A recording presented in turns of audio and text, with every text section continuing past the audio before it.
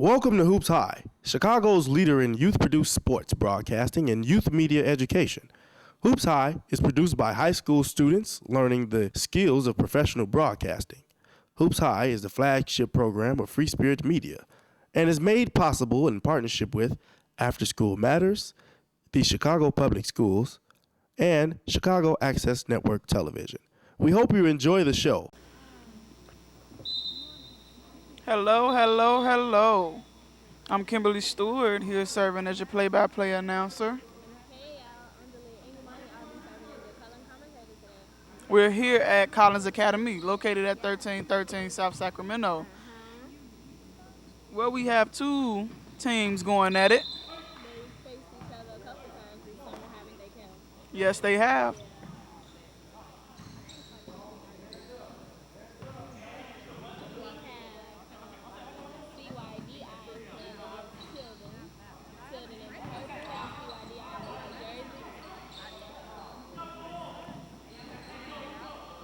First two shots of the game put up, and an air ball from the three and a brick. Tilden for their own three, and it's off the mark. Offensive rebound and a putback for Tilden, number 5.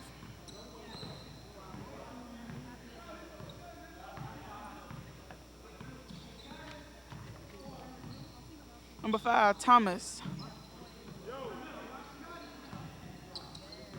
Shaking and baking by CYDI. A drive by number 2. He dished it to number 5, and it's blocked. Tilden tries to push it back down, but it is stripped by number 5. Bush hands the ball off. Number 2 with it for another 3, and it's off the mark as well. Offensive rebound by number 5.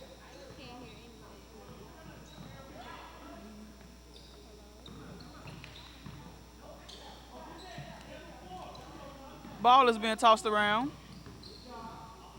Great defense by number 5 from Tilden. Thomas yet again.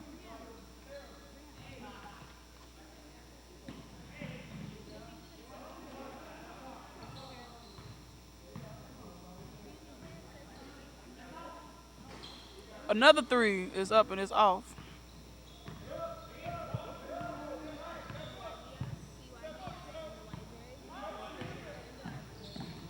Number 3 from CYDI. Bounce pass in number 5. It's up and it's in there.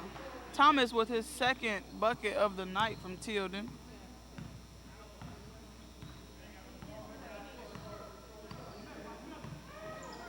Number 7 with it.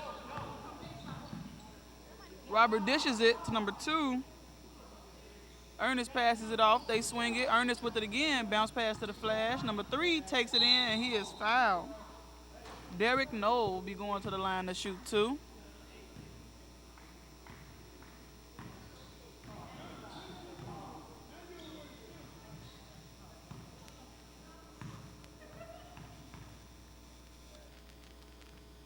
First shot is up and it's in.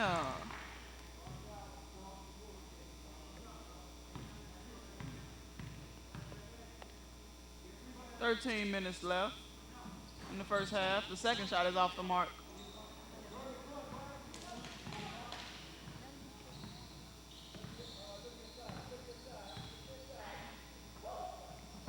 Number 11 with it. This is number 5, and he goes up and it's off the mark.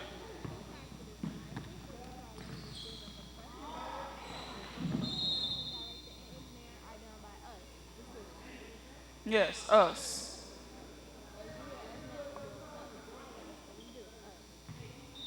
Number 2 on the previous play took a big flop, regaining the offensive rebound. That's a great hustle, I would have to say. Number 3 with it. He drives, dishes it off to number 7, and number 7 is no good on the attempt. He manages to get the rebound, and he kicks it back to his partner. Number 2 with it. And his third three-point attempt is off the mark, just like the other 2. Number 5, Thomas is stripped from Tilden. And number 7, Robert Northern is fouled and will be going to the line for CYDI. Tilden currently has 2 fouls. CYDI is at 0. First shot is up, and it's in there.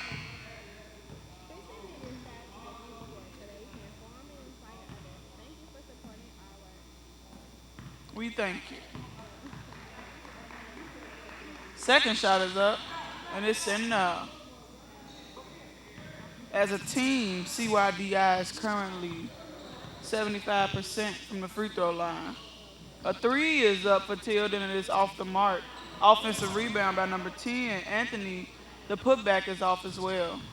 CYDI pushing it up. Number 8 with it, and he's fouled on a drive. Great.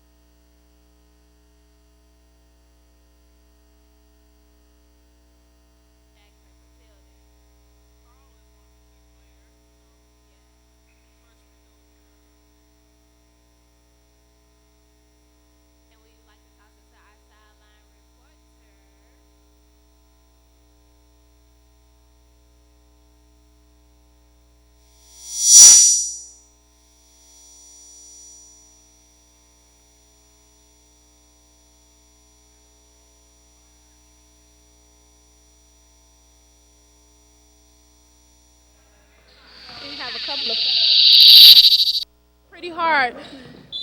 If you would like to stay updated, please stay tuned for more Hoops High. Thank you.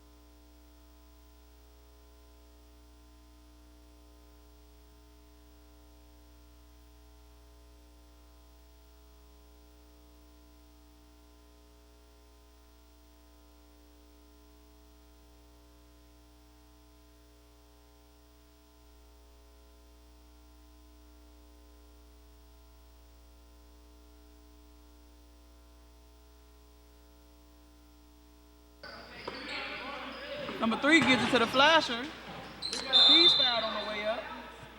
I don't Great think putback by number it's 11. any possible way that number 9 should have missed that layup. Like, he's under the rim. How did you do that? Contact or not, the backboard is your friend. At least 11 got in there and saved him before Yeah, the too foul. bad it didn't count. Right. First shot is in there. Number 9 is also no stranger to the line. He's knocking them down like he's been born and raised there. Yeah, it looks like he practiced this a lot. Second shot up. And just like the other one, it's in there. Number 9, Chris G. 3, Carl Jackson bringing it up. Asking for some motion. Passes it to number 5, Thomas, who goes for his short shot, and it's off the mark. Rebound by number 11, Junior Parker. Number 6 with it, hands it off to number 3, Derek Knowles for the drive, and he is fouled. Hoops High is the flagship partner program of Free Spirit Media and is run in partnership with After School Matters, the Chicago Public Schools, and Can TV as well. This is a team effort all around, and we are really grateful for our partners who really do make this possible. Gratefulness. Who is this at the line, Kim? Well, at the line, we Number have 3. number 3 from Mr. Derek Noel. CYDI. Yes, it is. With a great drive. As he was preparing to go to the line, I heard his coach ask him, why didn't you just shoot it? Maybe he wanted the contact. Second shot is in there as well.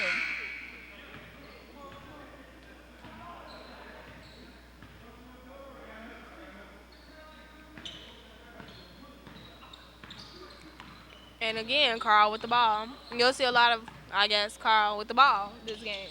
Yeah, seeing as though Carl is the number 1, a.k.a. the point guard. Ooh, still about a big man. Big man still. And they get it right back. Thanks to number 6.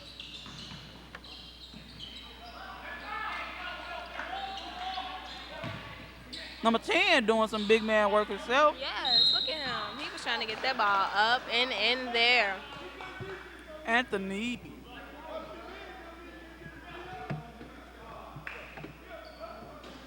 He's going to the line to shoot too.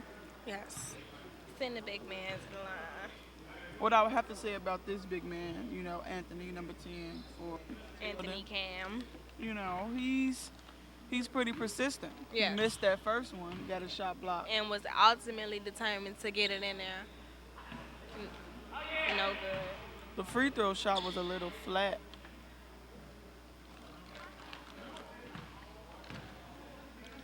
If you'd like to keep up with the game, action, and the Hoops High crew, check us on Twitter. Just search Hoops High FSM and follow us. Please do. The second shot was off the mark as well. Another breaking moment. Flash down below, pass out to number 9. And Chris G wasn't able to make it. Number 3 pushing it, Chris Jackson, and the ball is deflected out of bounds. It's going the same way. Score is currently 9-7. 3.5 left in the first half.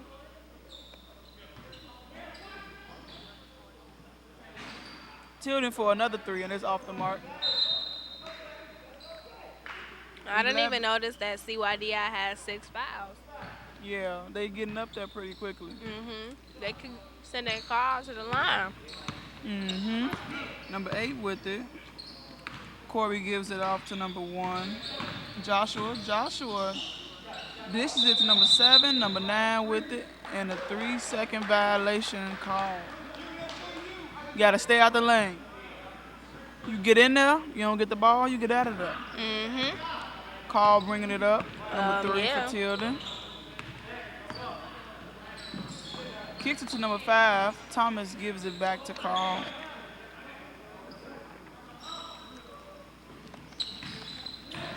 Back to number 5. And he's double teamed pretty quickly. They make him cough it up, but they regain it. Carl with it. Half pick by number 11 on the right side. Ball is coughed up. Number 7 with it. Dishes it to number 8. And the reverse layup is good. Number 8 putting it on the board. Corey Reed. I'm starting to believe that they don't allow anyone but Mr. Carl Jackson to bring the ball up and down the court. Sometimes you have to switch it up. Have you seen him switch up? Nope, it looks like it's going to be one Now Carl's inbounding. Not much bringing it up, but number 5, waiting on it, but he doesn't get it. Number 5 with the rebound and the putback. Good one by Thomas for Tilden. Tilden is currently up, score 11-9. CYDI has possession of the ball. Number 2 2 for for 3, his- no good. He's 0 for 4. But we already knew that. Number 9 with the N1. Chris G.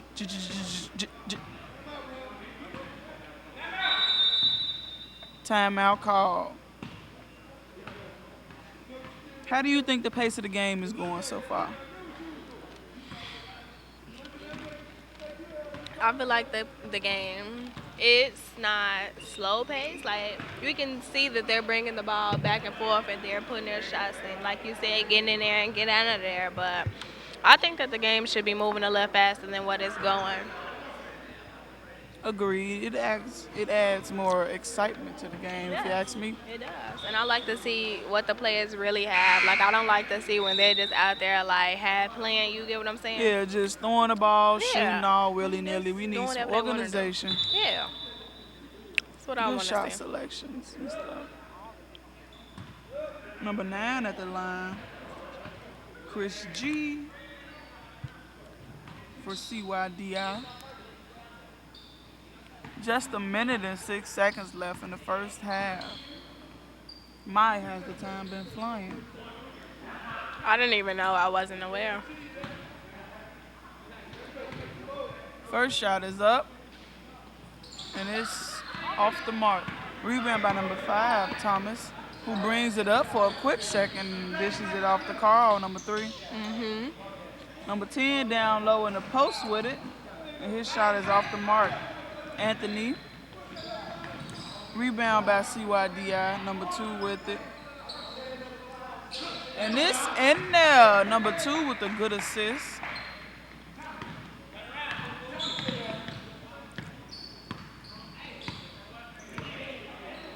Number 3, Carl with it. Asking for a flash. He kicks it off to Thomas, number 5. 3 Back puts to it Carl up. for the No 3. good. On the previous 3 for the other side, number 1, Joshua put it in. And a turnover, travel violation.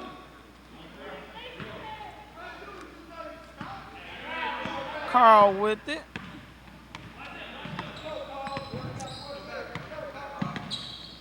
Ball given to Thomas, number 5. Back to number 3. Carl steps back for a minute. Kickball violation on Carl.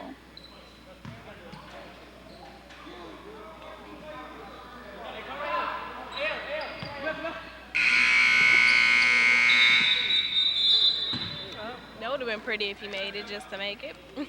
Yeah, seeing as though he missed the first 4 that 4. he put up. And that's halftime, you guys. Score 16-9. Tilden keeping his lead pretty tight. And now we are going to Southside sideline reporter for an interview.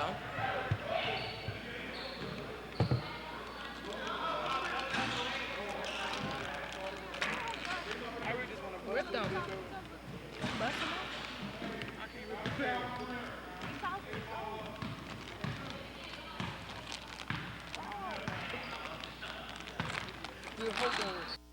them Brown, I'm here with the coach for Tilden. I'm sorry, what's your name? Trey Reynolds. So how do you think your team's doing out there? We're struggling a little bit. It's the summertime. You expect it. We're young, so we'll play better in the second half. What do you think they could do to come out on top in the second half? For one, they have to communicate better. That's the biggest thing with young guys. They come in, they don't understand how to talk yet, especially on the defensive end. Offensively, they come in a little selfish, so that's my job to teach. We'll be all right. I see they're down 4 points so far in the second half. I'm sorry, in the first half. How do you think like they can strive better? I know you said they can communicate, but how do you think they can get their communication out there on the court? Play harder and execute, and we got to get the ball into the big fella. Right now, we don't understand how to make post-entry passes, but again, that's my job to teach that. All right, thank you. And if you would like to stay updated, please stay tuned for more Hoops High. Thank you. But you know what? I don't have no beef with when Charles on the bed grill, they be getting it cracking.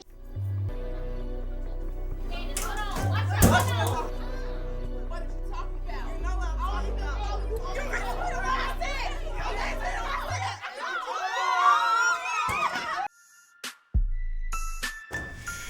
Nah, I'm too cute for that.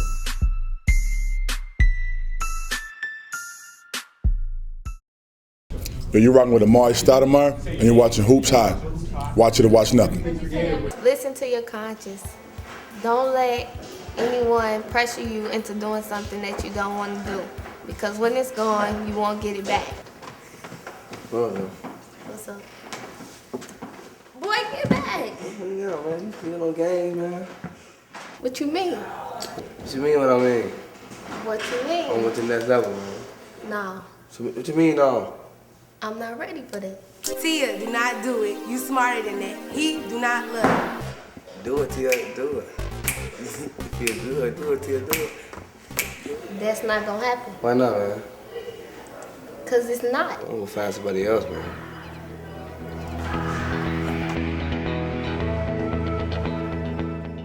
Hi, this is Scottie Pippen, and you're watching Hoops High.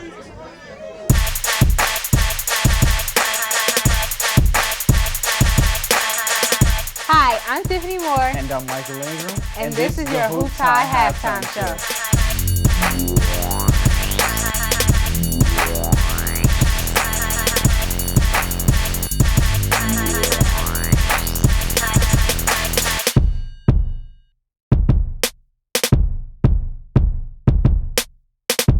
Watch it or watch nothing.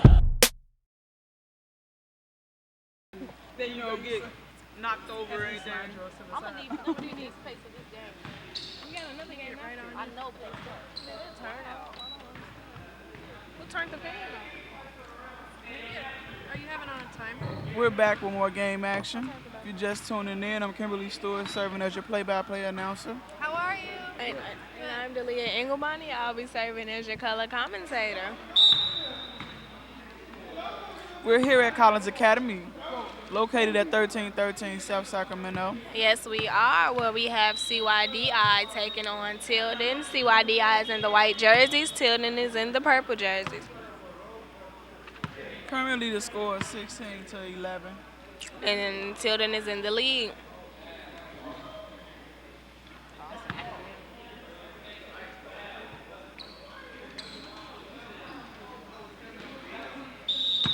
Tilden inbounding. The PSAs, dramas, and documentaries that you see on breaks are produced by Hoops High, Free Spirit Media students at North Lawndale College Preparatory, at the Gary Coleman Youth Center, and as well as Powerhouse. We hope that you enjoy the stories and the messages that we, the young people, are sharing to you, the audience. Please enjoy. We work very hard. If you have any ideas on new PSAs or anything that you think we should do, you should let us know on our Facebook page. Just comment on the wall and tell us some ideas. Maybe we can take those into consideration and make it happen. Yeah, we really appreciate it. Yes. Currently with the ball, CYDI for a 3, and it's air ball. Offensive rebound by number 2, Ernest, who dishes it back to number 7, and the whistle is blown. Looks like a double. Ball is going Tilden's way. You can also check us out on the new Free Spirit Media website at www.freespiritmedia.org to learn what Free Spirit Media is all about, as well as you can check us out on YouTube. Just search Free Spirit Media to view our YouTube channel. Number 5 with it, driving from CYDI. He misses, but a great tip in by number 1. Number Joshua. 1 is Joshua McAllister. Number 5 was Mr. Denario Bush. Number 3 and number 5. And Tilden playing a game of pity pat. Number 3 driving. Number 5 on Tilden, Mr. Anthony Bush. He's actually very essential to his team. You don't really see him going up to put the ball in a hoop too much, but he's good at assisting and rebounding. And him and number 3, Mr. Carl Jackson, work very well together. Like yin and yang. Yes. Night and day, no. Bush with it. Number 5. Unsuccessful at getting He that heard me bucket. talking about him. He wanted to show out a little bit. Yeah, want to show you what he really was made of. Number 1 to number 2. Step back. And a 3 is off the mark, but a great cleanup by number 7, Robert Northern. Number 2 from CYDI is currently 0 for 6 from behind the line. The floater is off the ball back.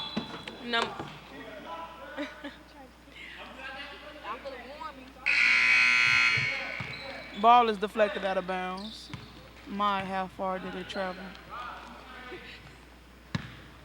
Number 5 inbounding from CYDI. Gives it to number 1. Joshua to number 3, Derek Knowles. He pulls up and he pops out. Pop 3 is in there. Pop out. Flexing when he pop out. Carl bringing it up. Loses He the gives ball. it off to number 10, Anthony, who smokes it. But the cleanup crew, yet again, number 11, Michael Bailey. Number 2 pushing it down. And a steal by number 6. A charge is called. How do you feel about this charge? I really feel that It was a set late up. call, first off. Second off, his feet weren't planted in time. It's like when the ref saw him fall and just later he decided, well, let me just give it to Give him. him to him. Let me just give it to him. The boy look like he look hurt out there. And the call is taken back. Ball be going back Tilden's way. It was a defensive foul. Number 3, Carl with it. Swings to number 5. Thomas for the 3 is off the mark. Ball is swung across court. Number 7 for the 3, and it's off the mark as well. Robert Northern with the last miss. Number 11, Michael Bailey with it. To number 3, Carl for the 3, and the 3 is in there.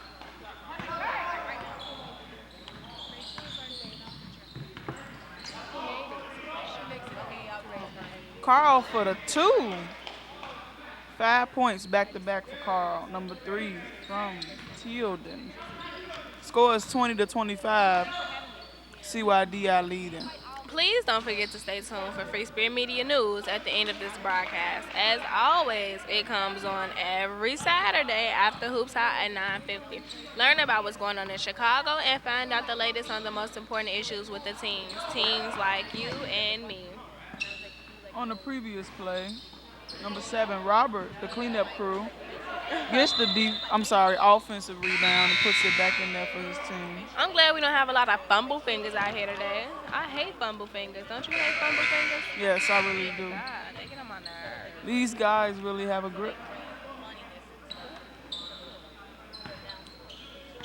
Inbound in the ball for CYDI. We have number 3, Derek Knowles, bringing it down. High pick by number 7, cleanup crew, and he gets his own bucket. Robert for another point. Number 3, Carl Jackson, bringing it up for Tilden, as usual. Ooh, no look pass to the flasher at the free throw, and the big man loses it. Robert Northern, number 7 on CYDI, currently has 8 points. Yes, indeed. And the score is now 29-20. Tilden's way. Tilden with 2 fouls. CYDI with none. Number 3, Derek Knowles, shaking and baking. And he did not make it. And now we're going to toss it to our sideline reporter.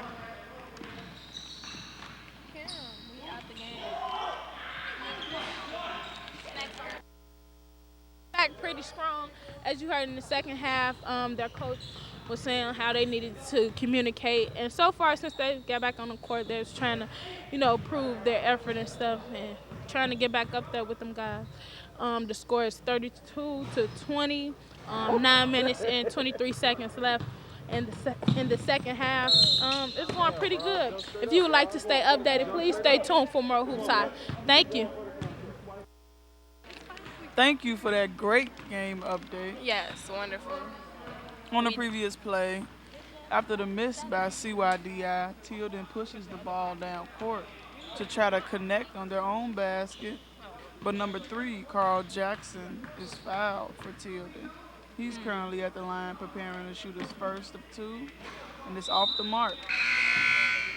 There's another one of those break it.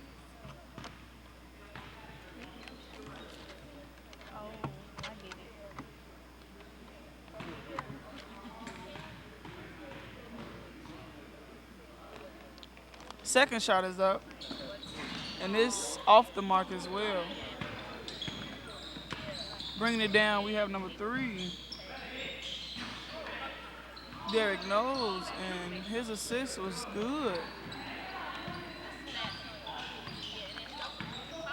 Carl, number 3, bringing it down for Tilden. Number 5 with the turnaround from the flash. I haven't seen of the much free of throw. Mr. Anthony Joseph, number 5 on Tilden today, whatever.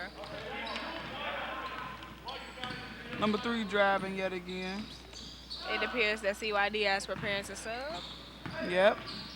Number 11 with the teardrop, Junior Parker.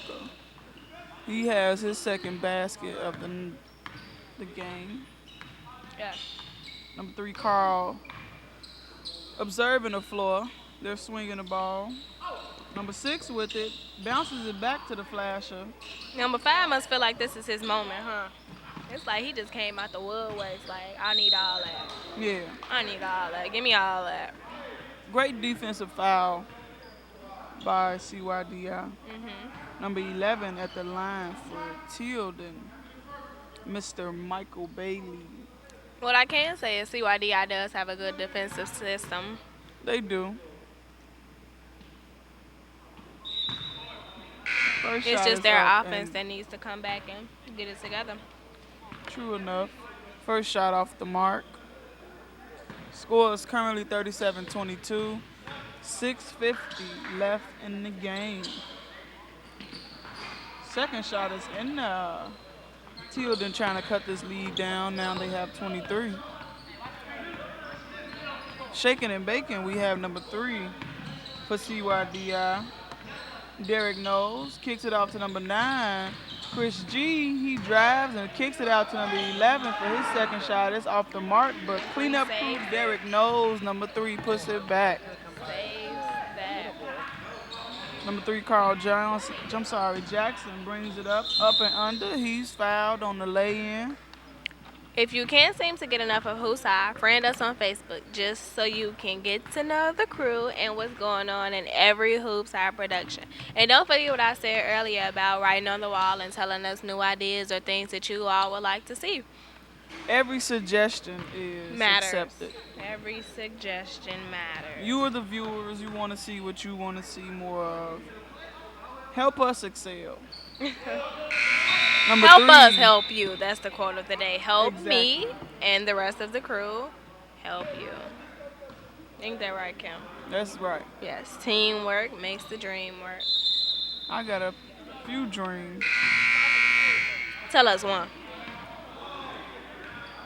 First dream would be To get rich or die trying? yes. There we go.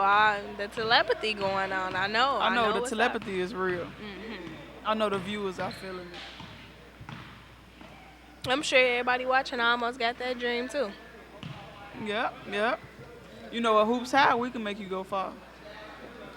We gonna take it to the moon, take it to the stars. I'm working on my singing, y'all. How I many know people you know could take it this far?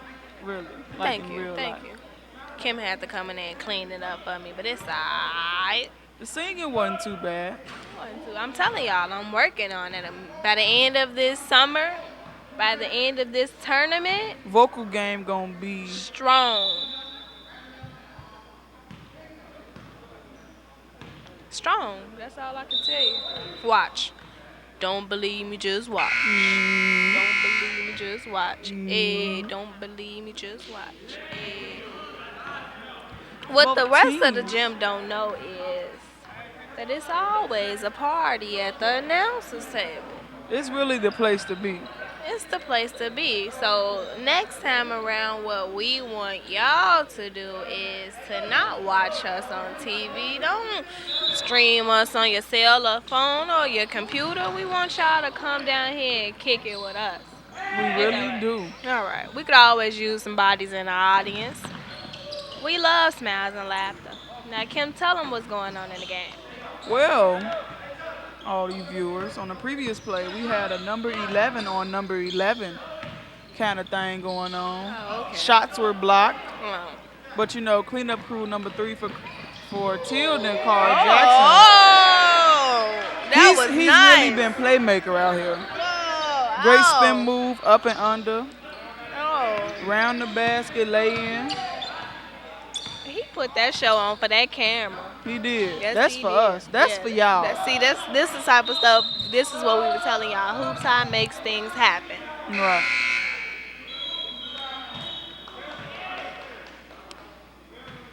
Score is 39-28.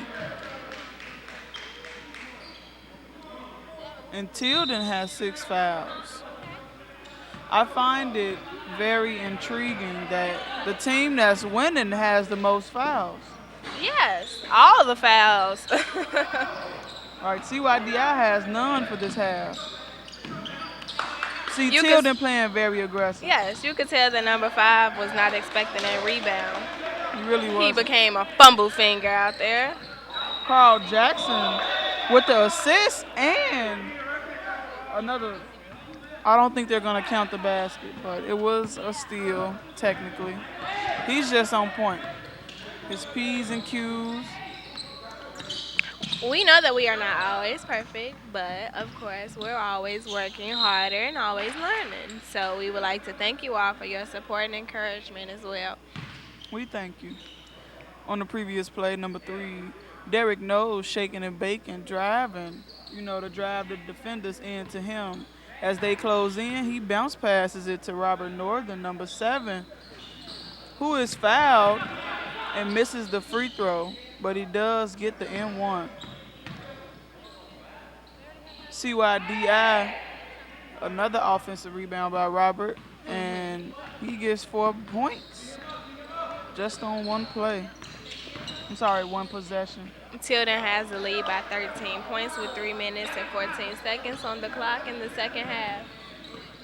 Do you think it's possible for CYDI to stay in this game? I'm going to pass the question. I'm going to just keep my comments to myself. But what I can tell the world is if you all would like to see more of Hoops High, you can check us out on the website at www.org to see games from the past, full games. You can stream them live from your computer or your cell phone.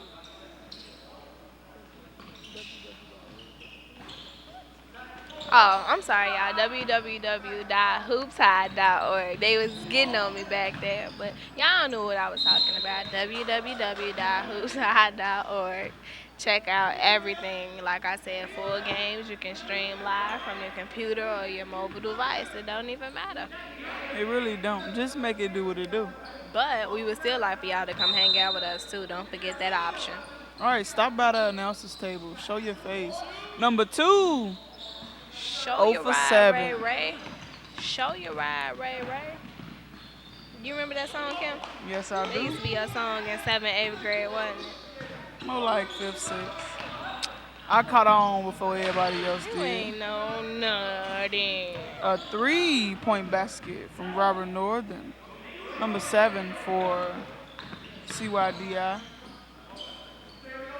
Number 3, Carl Jackson, is really putting his team up with assists, offensive rebounds, defensive skills, and putting the ball in the basket. Number 3 for the second 3, and he's 2 for 2 on the 2 possessions.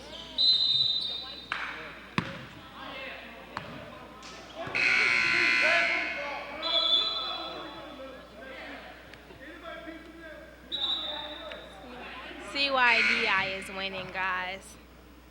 I don't know why we've consistently had this problem over the course of this past week, but the scoreboard tends to trick us sometimes. So yeah, CYDI has been in the lead for a long time now. The lead is 51-36. They have that 24 lead. Yes, they do. Kim a little salty. 25. There we go. 25. I apologize. Kim a little salty. Her feelings a little hurt. Oh, man. Our math game is just off. Kim.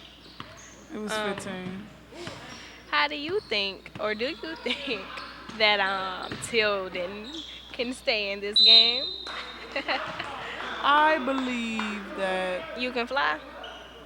Yes, No? on my R. Kelly tip. Let's take it back to the game. Talk to me about game this action. game. I think the game is pretty much in the bag. They got it in the bag? Yes, they do. Okay. Unless somebody's going to take the cat out of it and, beg to differ, I think CYDI has it under wraps. So what I can promise is that we won't ever make this mistake again. Yes, we won't. This is totally embarrassing. Another 3 for number 7, and he's just been on fire. He's on fire. Mr. Robert Northern is on fire. Yes, indeed. Good outlet pass, Dunk, number dunk, 8. Dunk The ball. What, number 3 for 3. Hey. And it's off the mark. Another outlet. Number 3 from CYDI tries to throw a tip dunk, and it's overthrown. Bounce pass in to number 6, and he's off the mark. Number 2, Ernest with the defensive rebound for CYDI. A steal back to Tilden, and number 6 puts it in the knee. Ooh. Dunk. Why he ain't go dunk it? Can tell me why that man ain't go dunk it? I guess he didn't want to show his true talents. And that's game, ladies and gentlemen. Score 57-40. Yes. That's CYDI almost a 30. coming out Look at it. They on top. almost gave him a 30 piece. Almost. They was almost in Dub Club, 20 points. They were only 3 away. This has been a great game. Do you think the game ended like you expected it to? Yeah, I think the game did end how we expected it to be because of the fact that might have been that.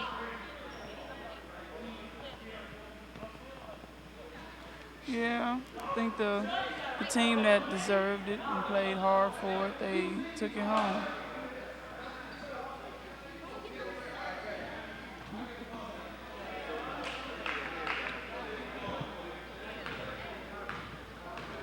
I think they're on the bench tired. Both teams look extremely tired.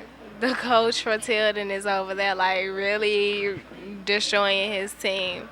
Yeah, the exhaustion is real.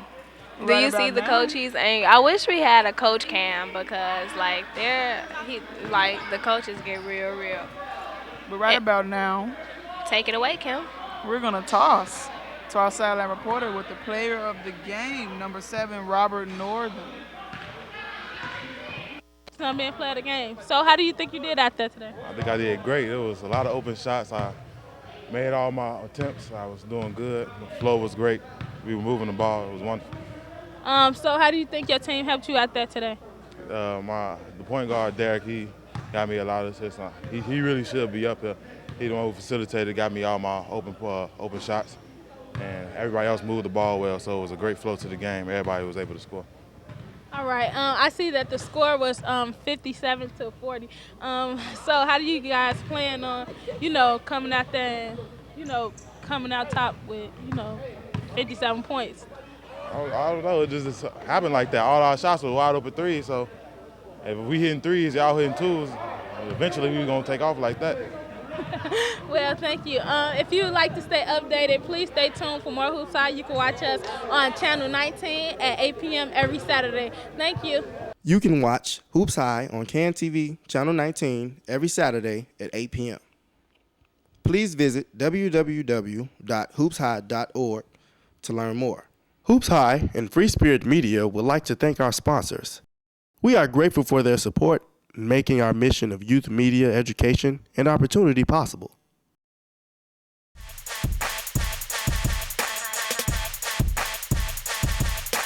Hoops High is family, communication. Enjoy it. Hoops High is astounding, creativity, commitment.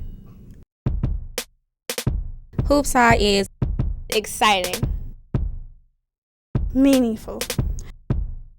Hoops High is technology, spirit, A community.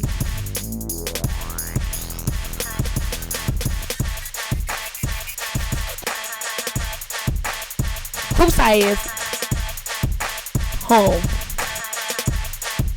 love, dedication, inspired,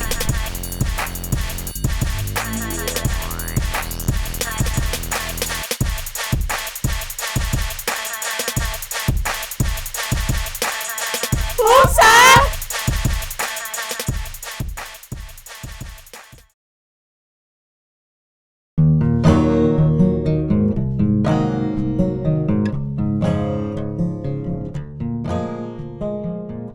If they probably never was exposed to it, they probably would have never have done it, but it's something that you see that interests people a lot.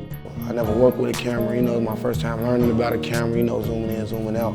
It was a real good experience for me, I think it changed a lot in me too. It changed how I think, and it changed something I like to do in life. When I get older, I want to be some type of actor. So being in this classroom really helped me out, really exercise my ability to act. We shooting it and we shoot it off like what we done been through, and people get to see it and they watching it and they liking it. Like young kids in the community can do stuff that's worth some type of value.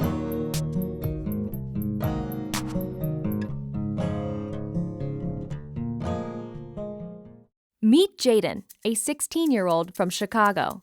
He likes reading, playing basketball, and daydreaming. As one of 75 million youth in America, he is the future of our country. But today, Jaden's future is uncertain. A new economy is evolving as Jaden tries to find his way in a school system where more than 42% of students drop out and even more fall behind. For Jaden and others like him, the future looks grim. But there is hope. Youth media programs connect with kids like Jaden, moving them from discouragement toward opportunity through the power of communication. Jaden learns about journalism, technology, and culture. He spends his time engaged at school, in youth centers, and at libraries. He discovers how to observe the world around him and share his own stories. He becomes one of more than 10,000 teens involved in the Chicago Youth Voices Network, a collection of innovative programs that come together with a bold vision to reach more people like Jaden, to transform education, and to shape the health of our city. Together, the network gives vision to the journalists, artists, engineers, and leaders of our future. One story, poem, film, blog post, one youth at a time.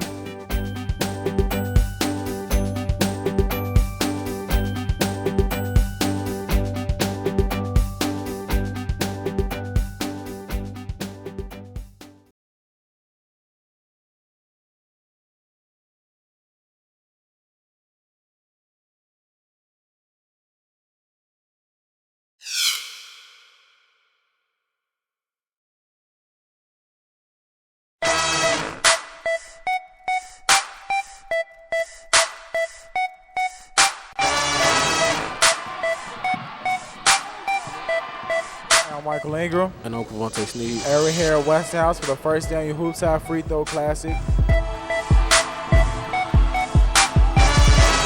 Check us out every Saturday at 8 p.m. on Channel 19 CAN TV.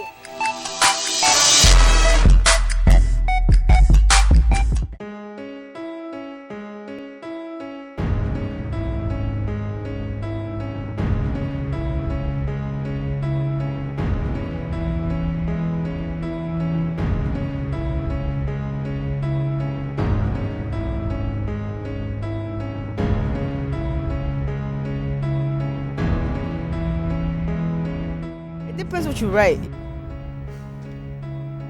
Art. That's my one word, man. It's art. It's an underrated form of art. Gave me a voice in the city. I would say relief. Just art. Some would say just expression. Some would say creativity. Some might say living. But really, for us, it's grounded in writing. We are writers. That's what we call ourselves. That's what we do. First of all, graffiti is a mark on a surface, right? Then the urban graffiti that we have experienced in the last 50 years that came from Philadelphia and New York City and other inner city areas was a venue for young people to express themselves through vandalism, putting their names up, getting props, recognition, and fame for that. And then once you have, once you have like skills based on spray painting, then you could take it further. It was tagging that made it possible for me to learn how to paint a butterfly, right? Or to be able to paint any language, because all languages are the same. They're built on a line and on curves, right? So that means you could go anywhere in the world and paint if you know how to do graffiti. So back to the history of it, in Chicago, it had always been here, but in different forms. People used rollers and paintbrushes back in the day. Old school gangbangers, the OGs used to use rollers to put their names up. When graffiti came from New York, then people began to use spray paint to put their names up. And then it evolved from the tag into the wild style lettering that we know of today and the productions that we paint. You know, like when you were a kid growing up in Chicago during that time, and it's still like this today, I don't think that's changed so much. Like, you pretty much know which gang is in the neighborhood by looking at the walls. So what happened was that the gangsters were claiming neighborhoods, you know, and when New York City graffiti came about, it was all about getting out of your neighborhood. Like, you didn't want to be the guy that wrote his name all over your neighborhood. You wanted to be the guy that was writing your name all over the city. It depends what you write, you know? Like, I guess if you write like gang signs or, you know, stuff like that, it does make it look bad. But I mean, this is like drawings, it's art. I mean, look at that and look at this.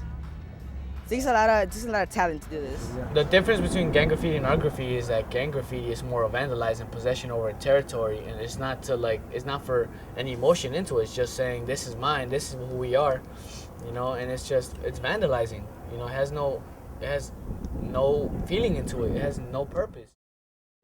One of the hugest, most beautiful things that ever happened to me was becoming a graffiti writer, because it got me off the block. I mean, a lot of the guys that I grew up with, a lot of guys that I was friends with from the time I was like 5, 6 years old, you know, they got caught up in that gang stuff, and they could not walk 3 blocks east, you know, west, north, south without fear of, you know, getting their head split open, right? You know, our community here suffers, man, from segregation, from racist housing policies that have made it so that ownership is difficult here. So there's too many dilapidated structures around. So what should you do with that? Just leave them brown or whack or, you know, damaged? No, we want to bring some color to it. So the objective is basically to bring color to the community and beautify and transform it by painting these walls. Well, I see my man painting, it stuck out to me because, like I said, I really don't see this in my community a lot, especially from back in the days to now. But it's a new way to express yourself. It's hot. It stands out in the community. It makes you wonder, like, who did it and how could I get involved. So it's what's up, man. It just picks your brain and actually makes you see that it's more out here than just partying for entertainment or to express yourself, or gangs and drugs and all that. You can draw, you can do art around the community, express your feelings on the wall or something. When we painted this wall, we had like 15 kids for a summer program, and we painted the largest mural in the city, but it was a graffiti production. It was all real graffiti, real burners, telling the truth, like we did the police officers, a pig, and, you know, chasing after kids and stuff. That really changed how I realized, like, man, this really affects our community in a positive way. Because all those kids would go by and they'd be like, I painted that. I painted that. This was my idea. This was my idea. And I was like, man, this is beautiful. I would like to do this more. I think that if you know how to do art, do graffiti, then you should do it because it's something that has to do with emotion, about how you feel, about how things are probably going in your life. Basically, if you use a dark color, that means something bad. If you use a light color, it means something good. I think art, graffiti, all that is just a fun thing to do. It doesn't matter what anybody thinks about graffiti or art. Art graffiti is more of a, this is what the world is, this is what it has come to, this is what we're doing, and this is what we want. You know, it's just someone's feelings into a canvas and just showing that the world isn't right, or just showing how their mind is going. Something that can't be said and can't be understood and just seen through one's hands. It's more like a type of expression, I would say. Yeah, like, you know, people have like certain ways of expressing themselves. Then we express themselves through art. So it'd be like politics and art, let's say go hand in hand, you know? It's like representing us and what we have to say. But we don't have a word, you know, they don't take our word, so might as well show them, right?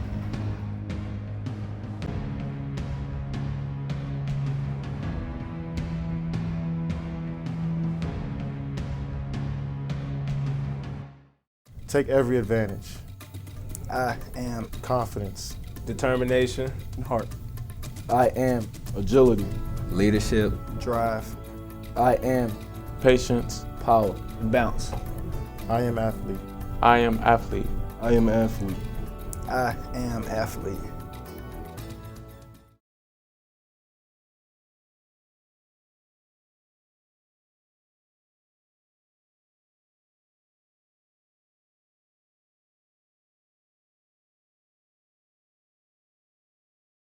I live in the community, the Lawndale community, which there is a high rate of gangs. I grew up in a lot of different communities, but the communities I grew up in was rough, project-ish. My community is pretty much bad. Within the last 2 months, it's just been really crazy. Within 2 weeks' time, 6 boys got killed. Living in a community with gangs, it doesn't affect me personally, but it affects my community because most of the violence that occurs, it happens with gangs. Gangs are the cause of it. I think gangs are in this community because of the high poverty rate. It's not a lot of high schools in this community, or not a lot of youth centers the young males can go to. No jobs. When people don't have jobs, then what are they gonna do? So they turn to gangs as their support and as their safety.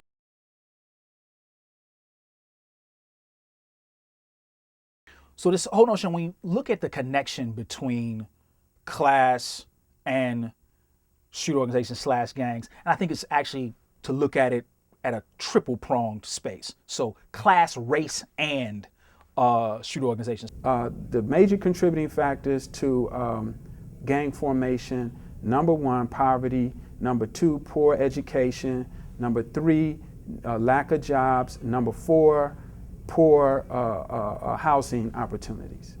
And a lot of times, because many communities that are referenced as poor may not have the same resources, they have to create their own spaces where they can protect themselves and at the same time support community members. And a lot of times I think that they are, in many cases, allowed to flourish in particular areas because in some instances that's all folks have. That's all folks may have, or more importantly, that's all folks might think they have.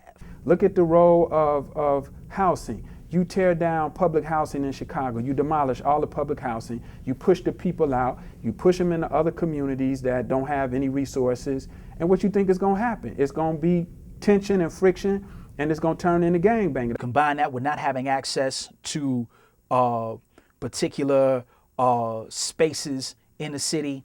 You think about that, about unemployment, you think about unemployment generationally. You think about low quality education in those spaces where young folks are not valued and are able to see the outside world and how they can contribute to improving it.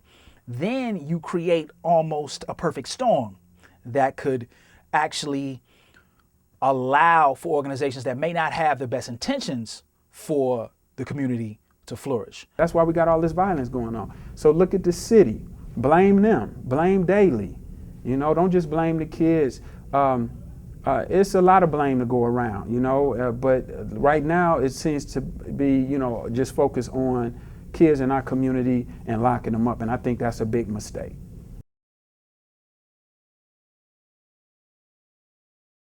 So we very rarely think about, say, the first Daley, who was mayor of Chicago, as a member of a quote-unquote gang. Some people would even argue that, like, Mayor Daley's father was in a gang. You know, the first Mayor Daley was in a gang called the Hamburg Group. But we know that the Hamburgs actually were formed in response, not just as an athletic club, but in response to police brutality. But they were able to take their gang and turn it into a political organization. So if we look at organizations like Latin Kings, the Imperial Counts or the Chaplains, these are older structures, street organizations in Chicago. They, in many cases, were formed to protect the neighborhood and to protect themselves from police.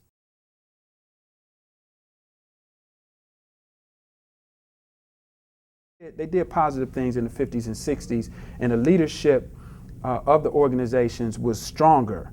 You know, so the leaders of the gangs in the 50s and 60s, when they said something, it was the law for everybody in the gang. Affiliations are much looser than they were 20, 30 years ago, but at the same time, there is a level of organization. In the 70s, the government targeted gang leaders in the war on drugs. So a lot of the gang leaders got taken off the street. Guys like Larry Hoover, Bobby Gore from out west, all of these guys, they got locked up. And when the leaders got locked up, it left the streets disorganized. The guys on the streets didn't have any leaders to lead them. Gangs denote this notion around just a group of young folks running around, breaking stuff, robbing people, beating folks up. That might be part of the situation and the condition, but I think it's really important to understand those spaces as organized. Today, what you have is the guys that are out here on the street today, they don't honor the former leaders and the former mission of the gangs. Like if you look at the laws and the mission of the vice lords, it talks about how they were, their goal was to improve the community. Today, we have guys out here, they don't respect the leadership. They do what they want to do. It's different renegade groups, and they fight with each other over petty things, mainly drug, turf, and that type of thing, and that's what has happened. So no, they don't honor what happened. They're not like the gangs were. The gangs today are not like they were in the past. Popular culture has a major influence on gang formation and gang identity and gang culture, so to speak. I know, like, the music that I listen to, they talk about gangs, being a part in the gang or the gang that they used to be in.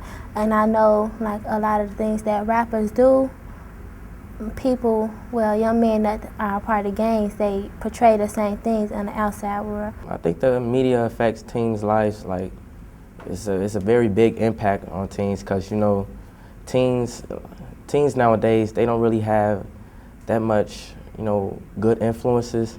So they look towards all the famous people and all the rich people and stuff that they see on TV. That's their only choice, I guess. A lot of the gangster rappers like Lil Wayne and them, and Rick Ross and Jay-Z and 50 Cent and Eminem and Dr. Dre, that same record company, the Universal Music Group, is also owned by General Electric, which is the major owner and operator and investor in private prisons. So on one hand, they building prisons where these guys are going to, private prisons, and on the other hand, they are producing music that creates a climate and culture of criminality that leads guys to go to prison. dog and a merit. This must be we inherit and wear it like a badge of honor. I'll never forget when I first heard the rap group NWA, Niggas with Attitudes, which was really considered the first gangster rap group. But these guys began to rap about gang banging, set tripping, selling drugs, doing violence, doing drive-by shootings. And because it was a part of popular culture, what happened was that kind of activity and that kind of behavior became popular for young people. Gangs, I don't know, they're very popular nowadays. You're cool if you're in a gang. You're popular if you're in a gang. And so now you got kids who really don't even grow up in the hood who want to identify with being a gangbanger, and I think that contributes to the large growth of street gangs. To stop gang violence as a community, I think that we should have more after-school programs like parks and different things like that. Talk to these children, especially the young ones that's in it. Talk to them, let them know that this is not the life that you want to live. You don't know where you might end up if you join a gang. You don't know the outcome and result of it. So while you're ahead, just stop, think about it before you even try to put yourself in a position that you know you will not be able to get yourself out of. Also, we should have more police enforcement because I feel as if the police could do something to stop the gang violence. Providing a quality education, providing young folks with activity before and after school, and actually listening to young folks about their issues and concerns and creating programs based on their expressed issues and concerns. And I've been running in the streets all day, and I've been looking at the stars all night. It got me thinking, how can I get away? It got me thinking about a perfect day.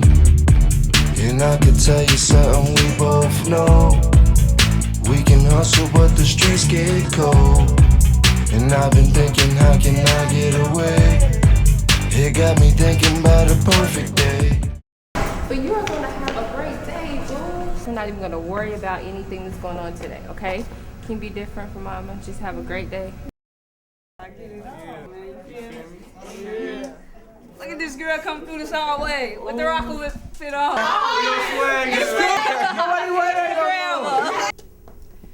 Everybody want to walk around and be followers and do the same thing. I choose not to. I'm one of the few, and I choose to be different. Neither slavery nor involuntary servitude, except as a punishment for crime, whereof the party shall have been duly convicted, shall exist within the United States or any place subject to their jurisdiction. The 13th Amendment of the U.S. Constitution. We didn't really have a high rate of black incarceration prior to the emancipation.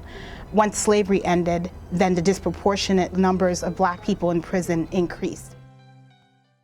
The person I think it affected the most is my older brother, Gregory, because he didn't have a father in his life. So yes, my mother was a strong woman, but I think if my father wasn't in jail, he wouldn't be the man he is now. Black people were no longer slaves, so they were therefore no longer labor, and they were not needed in the same way, and they could be imprisoned, whereas before their labor was needed and used in a very different kind of way.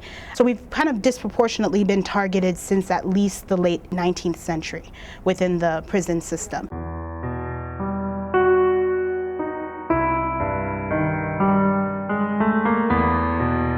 The penal system is an extension of old Jim Crow laws. The language of the 13th Amendment, I think, is really important, right? So when we talk about slavery except for involuntary servitude as a form of punishment, right? So these types of spaces around who becomes the target of criminality, right? So who becomes the criminal just by happenstance, not because of any action, but literally because historically this narrative has painted these particular group of people, black people in this case, as criminals. Jail is nothing but modern day slavery, which you can get a slight synopsis of it. Like, yeah, it is.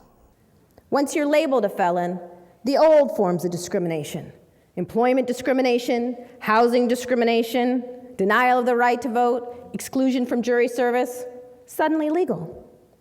As a criminal, you have scarcely more rights and arguably less respect than a black man living in Alabama at the height of Jim Crow. We have not ended racial caste in America, we have merely redesigned it.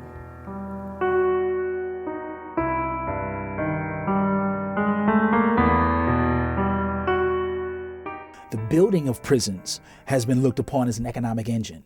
So small towns are being fed this idea of, well, if you all need jobs, just let us drop this prison here. Prison has become big industry in terms of its relationship to the U.S. economy. Because you work for pennies a day, and you shacked up, you locked up in the shed, if you want to call it that.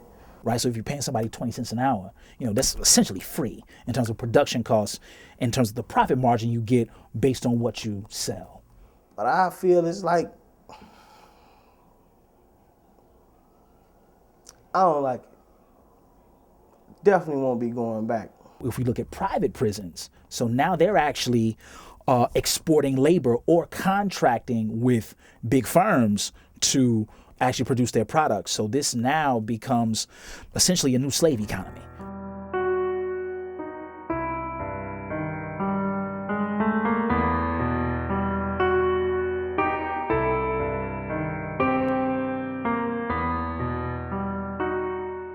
In my opinion, I fear that the incarceration rates for African Americans will continue to increase unless we as a nation think about this issue and get real about this issue. The statistics show that what led to this increase in the incarceration of African Americans in the past has been this war on drugs.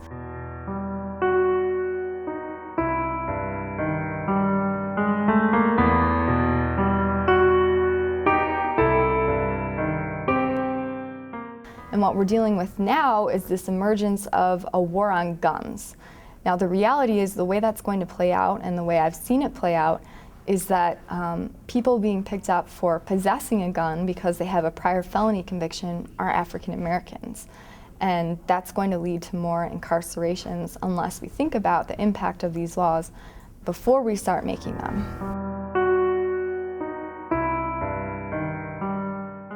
The way they're currently designed, they're much more harmful than they are restorative institution. It's my belief that prison makes everything worse, and that it doesn't actually work to do anything except for disappearing people. I think it depends on the person. And yeah, I think it punishes the person for the crime that they have committed, but I also think it sets them up to commit other crimes. I think in their current state, they are used solely to house populations for extended periods of time without any transition into society. And actually, they're not living up to the goal of rehabilitation like we'd hope that they would.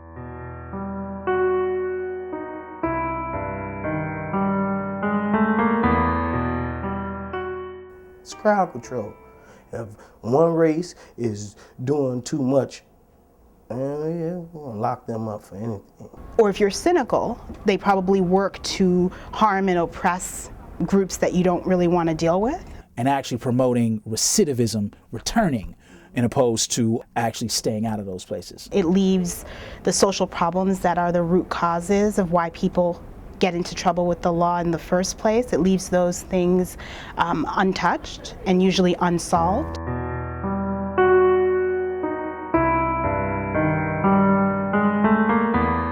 In terms of my feelings about high incarceration rates, I think it's really important to understand that as a legacy of history. Michelle Alexander just wrote this book, The New Jim Crow, and something that she puts out, and I actually heard from a professor about 13 years ago now, and she makes this point that there are currently more people incarcerated, more black people incarcerated than were listed as slaves in 1850.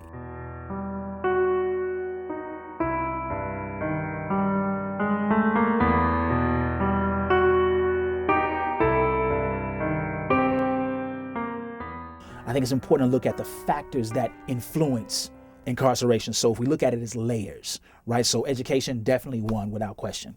Poverty, lack of access to resources, definitely one without question. Segregation in cities in terms of neighborhood segregation. And instead of arming people with education and drug rehabilitation and things that might prepare them for their future, in fact, basically prison becomes a form of incapacitation in which people don't live their lives, they don't have any opportunity to gain life skills, and it ends up being very detrimental for them.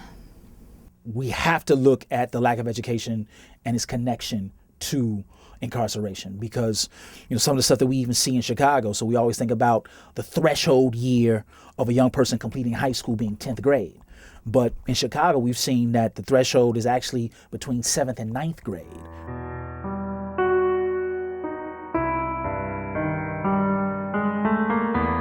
Now, when we look at reentry programs, if someone joins one of those programs and they actually are successful in finding a job, if they have that job for just 30 days, their recidivism rate drops down to 20%. And if they're able to keep that job for a year, it drops down to 16%. The concept and idea of reentry is a problematic one. And the reason I say that is because for most people who end up behind bars, they were never integrated into society in the first place.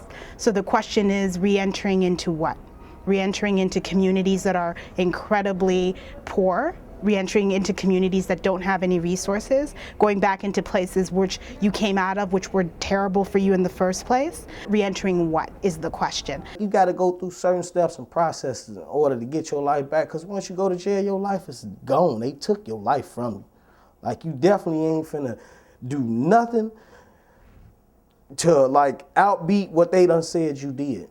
The fact that in Illinois, according to Department of Correction statistics, in 2011, over 50% of the prison population was African American, with only 29% of the prison population being white. My brother Gregory was incarcerated for drug-related reasons, maybe 7 to 8 times. Class X sentence, which means you've committed 2 prior crimes in Illinois, that's a mandatory 6 to 30 years. They took like at least about 11 or 12 years out of my life, but the last bit was like almost 3 years.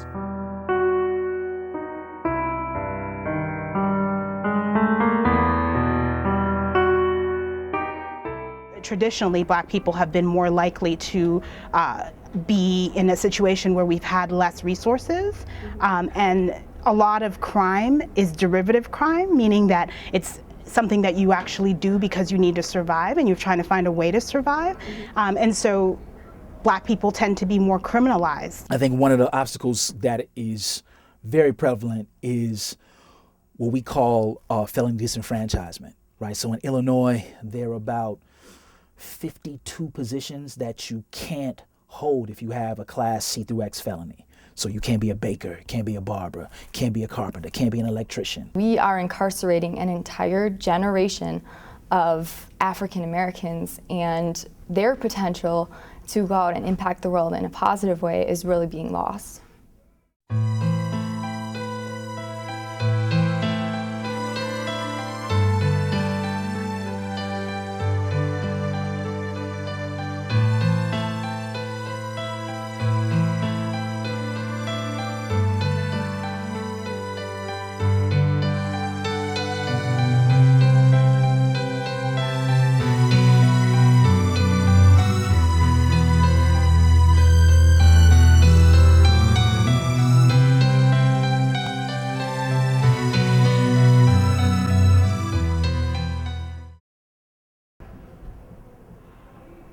Should I send this pic? Do I trust him?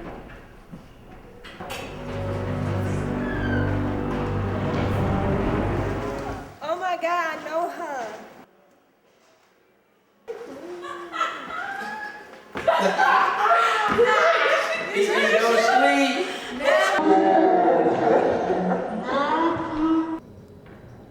Twelve % of teen girls say they felt pressure to send sexual messages or images.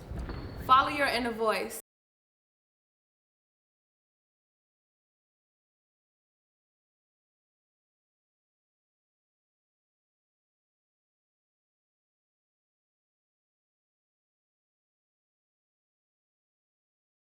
I strongly believe that the hip hop culture affects many people And music is one of those things that people take super personally. It doesn't matter what color you are, how old you are, or where you're from. Everybody watching these videos and they feel like this is them, this is a portrayal of them. So when they see these images, they think it's okay.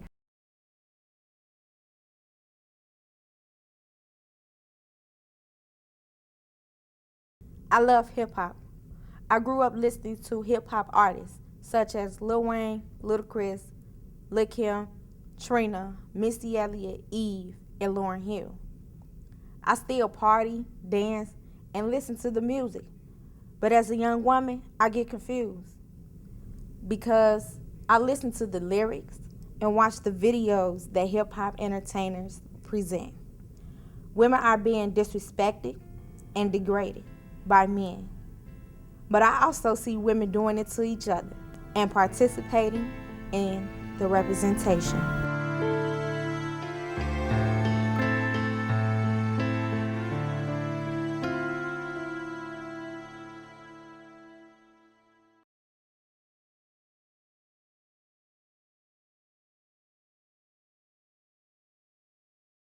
Women on TV or in the media or in hip hop being exploited sexually or being degraded lyrically is definitely has an effect on the young mind. It's not just the lyrics, the images, but it's the labels that puts women into categories.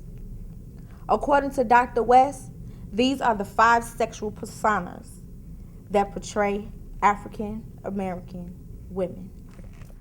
17, 18, 16, those are important ages where we're easily, we're sponges. And I'm 20 years old and I'm still easily influenced by things.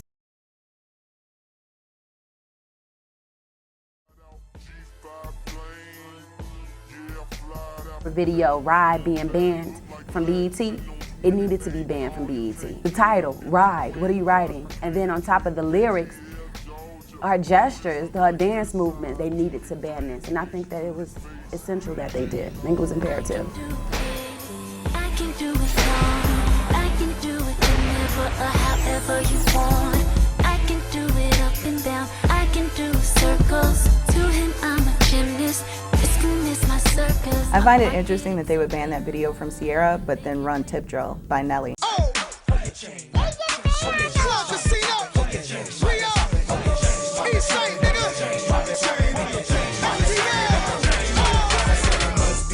I find it, pretty hypocritical and inconsistent of BET to show something so obviously exploitative, so obviously misogynistic, and then have a huge problem with Sierra. I have no problem with standards. I have a problem with standards when they're not applied equally. Even though slavery ended in 1865, it still has an impact on people. Sexism, which includes the exploitation of women. The hip hop videos that we watch, we see men having the more dominant role, and women of color are used and seen as sexual objects. We have to get to a point as a country where we have to start recognizing that, like, slavery has had an impact on every single person who lives here. Black, white, whatever. It just had. The legacy of slavery and why it was so effective, not just physically, but psychologically. A big part of that was using sexism as a tool to weaken Black people. To me, it's like a trickle-down theory. If white folks are making Black men feel weak, then a lot of times Black men feel like it's their job to make us feel weak. Sarah Bartman was a slave in 1810. She was considered an anthropological freak and was put on display as a sexual curiosity all over England and France. It gave Europeans ideas about Black female sexuality. Today in videos, you still see women being used as sexual objects, just to be seen and touched, but not to be heard.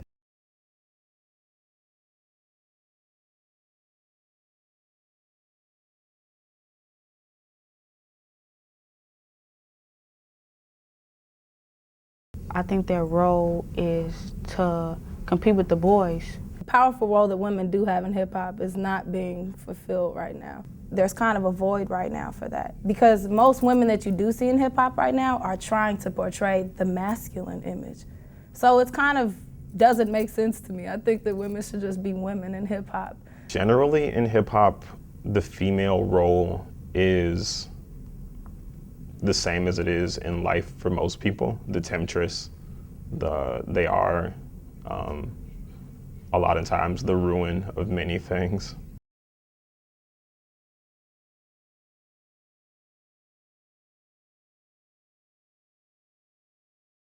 To be a young African American woman that loves hip hop is difficult because I don't know whether to turn off the radio or to just enjoy the music for the moment. During the process of making this video, I came in with a purpose to get African American women to realize that we need to break these socially constructed reality based on the categories that society views us. For example, being called a bitch and being put on display just for our bodies. I ask myself, how does the portrayal of African American women in the hip hop culture affect the identity of African American women in America? I came to a conclusion that African American women in the hip hop culture, in the music we listen to, it does have an effect on African American women identity because we tend to portray things that we see and hear. Ladies, you need to have your own mind, believe in yourself, stick with who you are, but most importantly, respect yourself. And I think if women start to portray more positive images in everything that they do, it would create a better society. Multi-dimensional, amazing, unexpected sound, refugee all-star.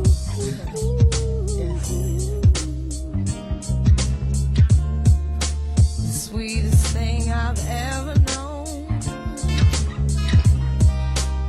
was like the kiss on a collarbone,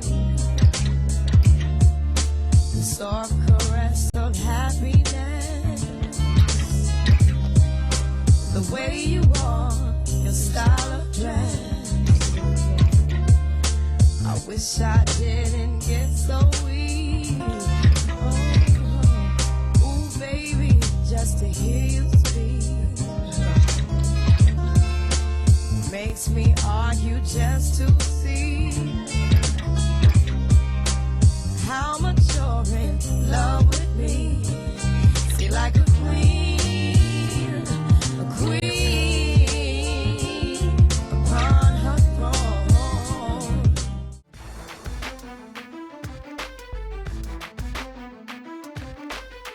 Passion, drive, diet.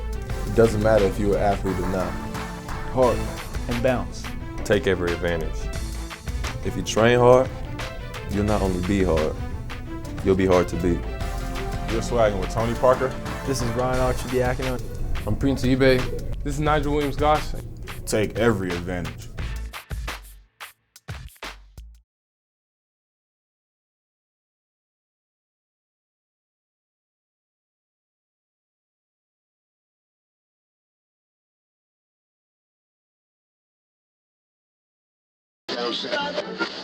One that's been genetically engineered. Days, 80% of the corn, cotton, and soybeans are the products of biotech. Crops don't leak out. We have domesticated crops. According to a report in today's issue of the journal Science, genetically modified corn. Americans have been eating genetically engineered corn. Genetically modified. Genetically engineered.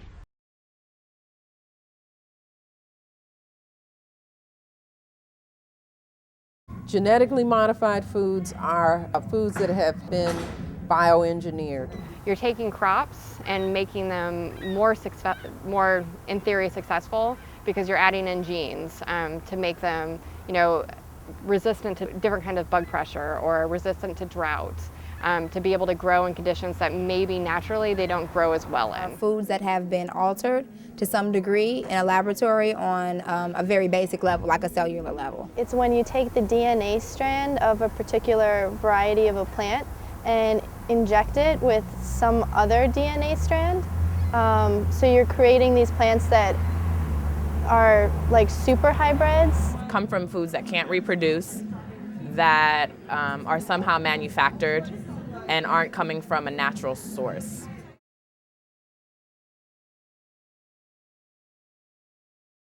I would say that the effects of genetically modified foods would be harmful to us just because that there's a level of it being synthetic.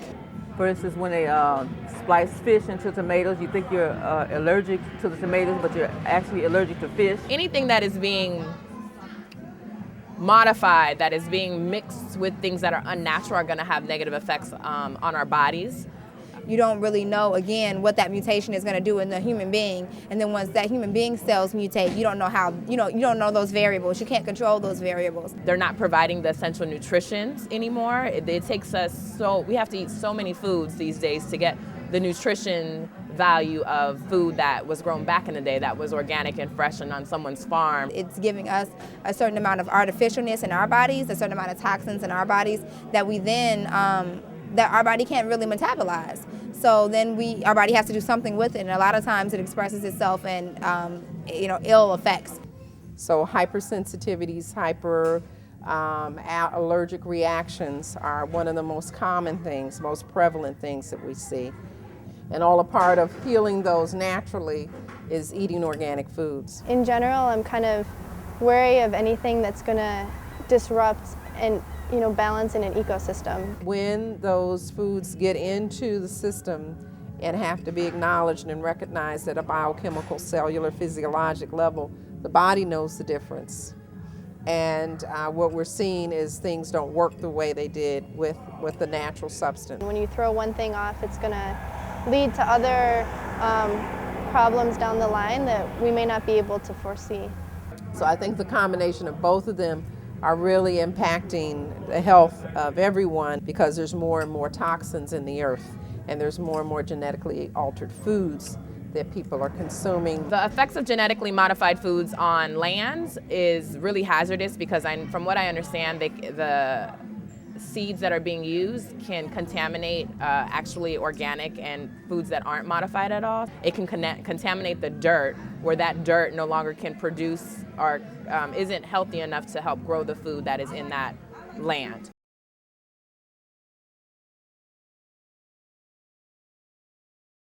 Genetically modified foods are definitely pumped to low-income communities. Genetically modified foods impact low-income communities probably more than any other community because these foods end up being cheaper than organic foods. And so there's no folks who are on a fixed income can't pick and choose the kind of foods they get to eat or only can to a particular extent. And they're going to take and buy what's affordable. Again, they're foods that were made, for mass production, so that the availability of fresh organic produce or produce in general in low-income communities is very scarce. Most people are on diets of meat and fat and sugar.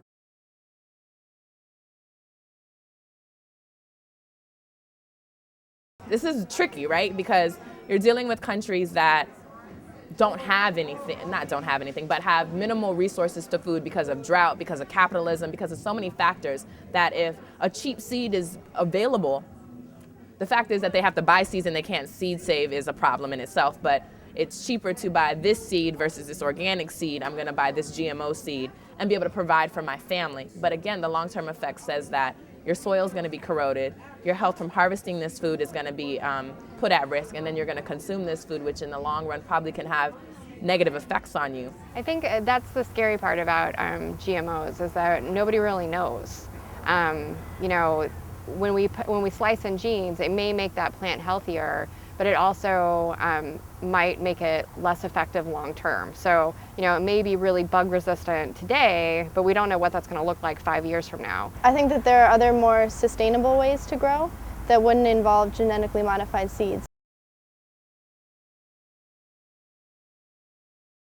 I think that they will probably plan to keep making more and more varieties of genetically modified foods, just because then they can have the rights and all the resources that would come with the seeds that are distributed that are genetically modified. Well, I mean, it's on the table now, and the USDA just passed a bunch of GMO laws, and that stuff's really scary. So, I mean, I think it's only going to expand.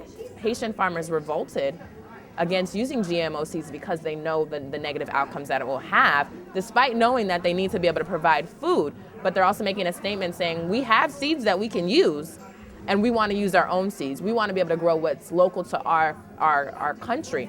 And a lot of protests has happened in India around this, around being able to seed save and use your own seeds instead of having to purchase seeds, because it's absurd. If I grow a crop, I can keep those seeds and plant them next season, but you're telling me that now I need to buy seeds from you.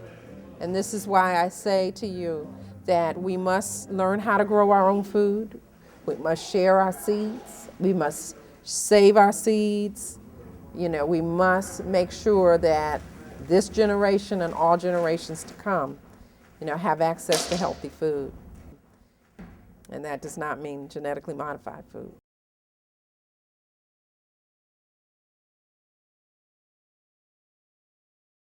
Growing Power is a nonprofit. We are based in Milwaukee. We have urban farms all over Chicago, and our huge emphasis is working in communities with youth.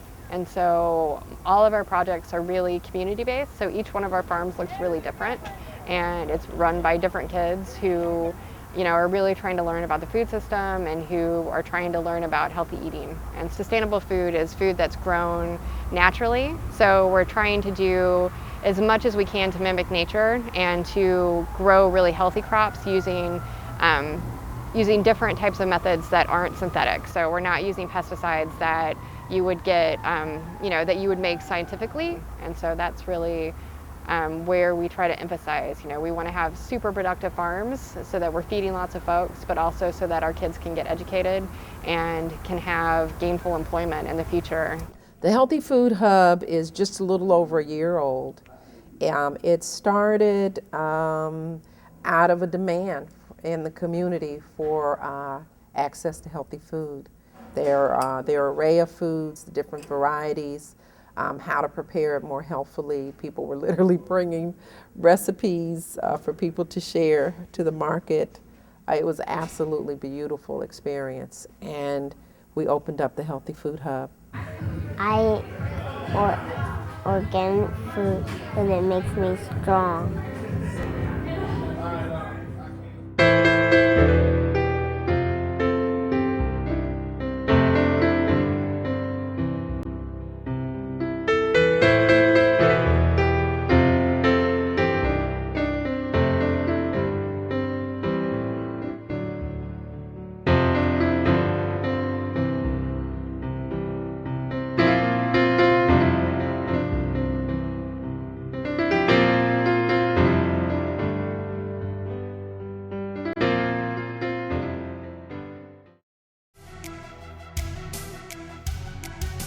Time waits for no one. I will sweat.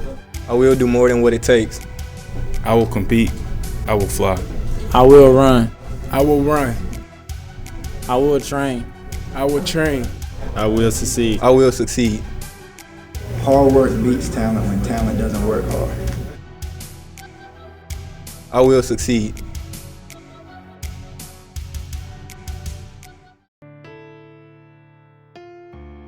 An everlasting memory of the anguish of our ancestors. May those who died rest in peace. May those who return find their roots, and may humanity never again perpetuate such injustice against humanity. We the living vow to uphold this.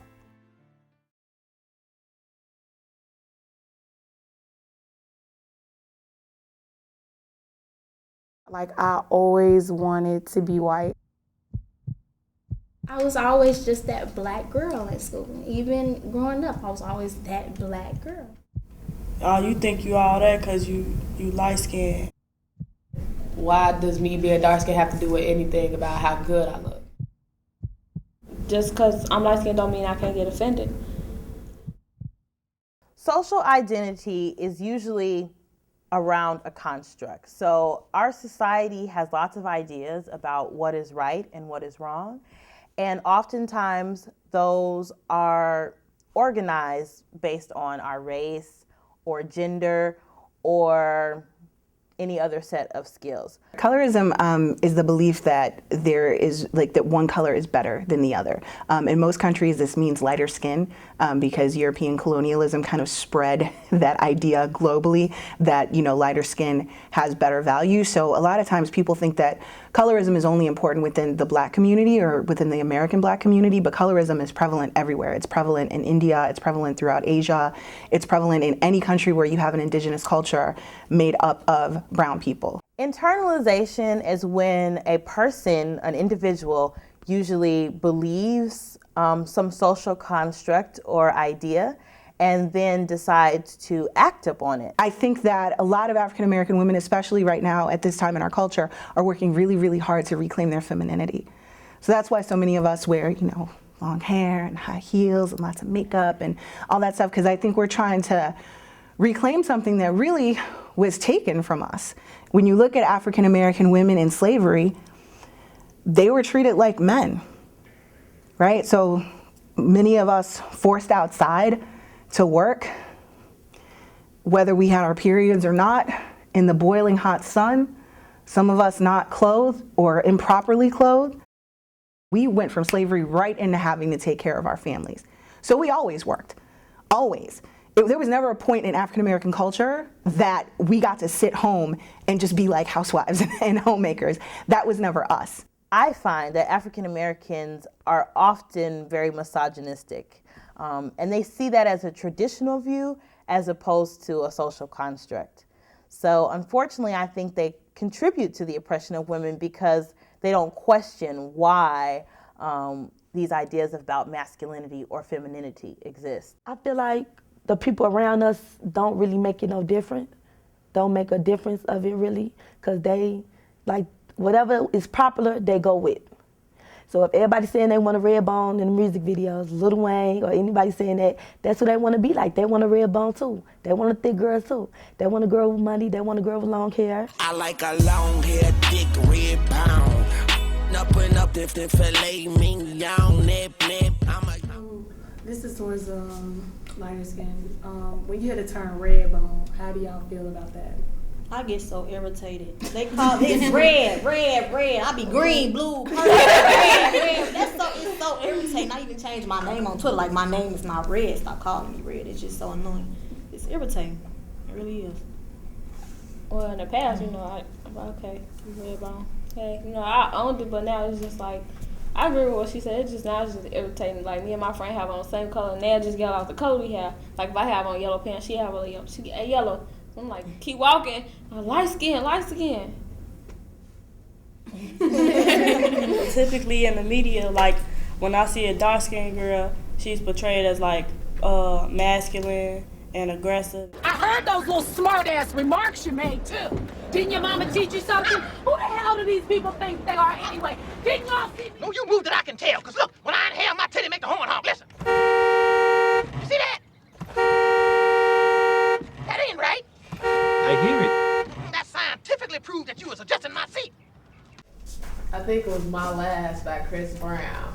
And they, it was like, he'll switch in between. It was this one girl sitting in the chair, light skin, she had the real long curly hair, had her makeup done right and everything. He's sitting there singing to her. And then, like, when he'll say, like, something negative, like, basically what he don't look for in a female, it'll fade into, like, this dark-skinned girl whose makeup all messed up with rough hair, and she was chunky.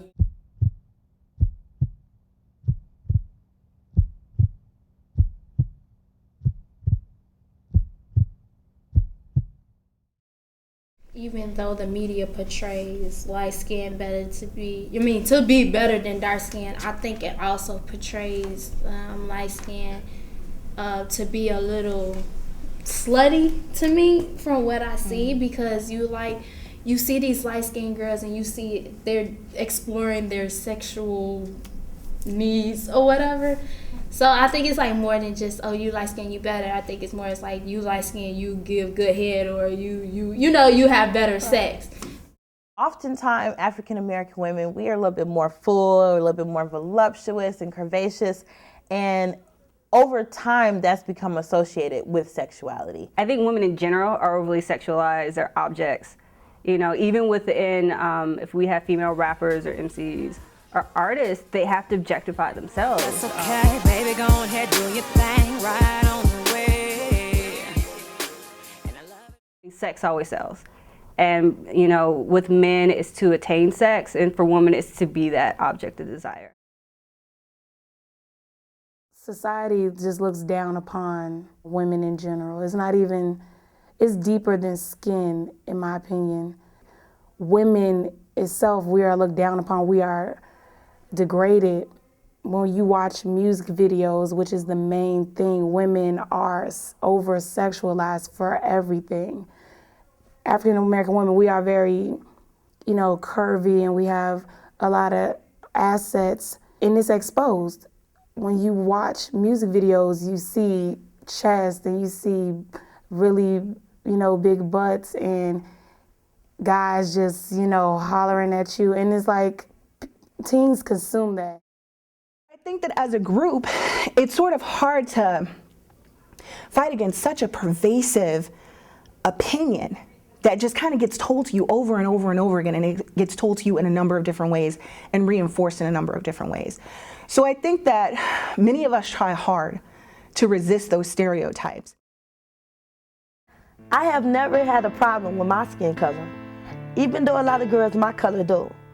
I mean, just like a girl of any other color, I could get a man, I can get a job, I can do anything they do, maybe even better. So what's the problem? Oh, I understand. We have been tricked. The internet has tricked us. Television has tricked us. Magazines have tricked us. Society has tricked us.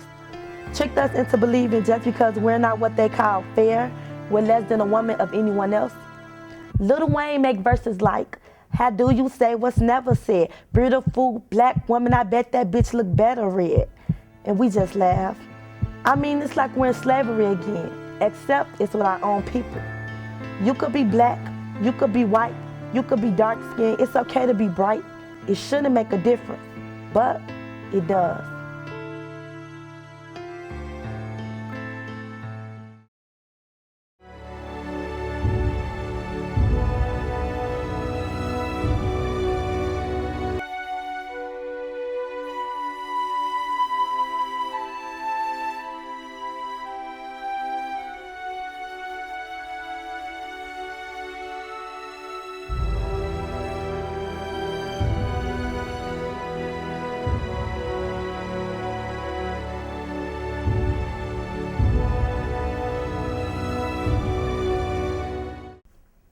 Man, this test hard. Let me see your test.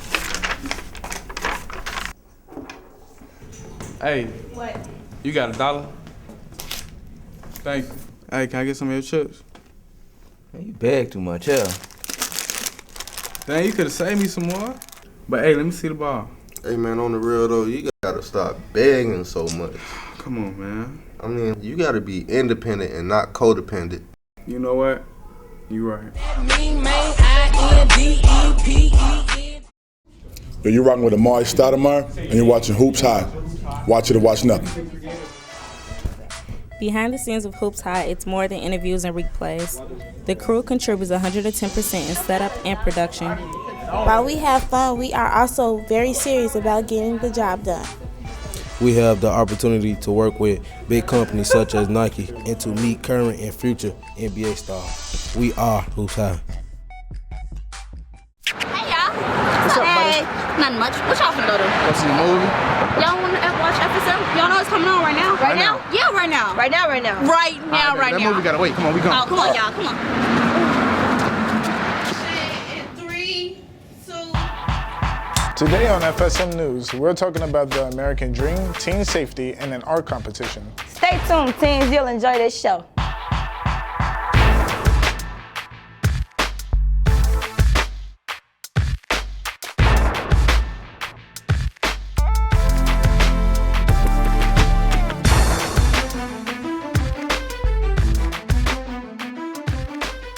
Hello and welcome to FSM News. I'm Musai Killings. And I'm Jessica Finister.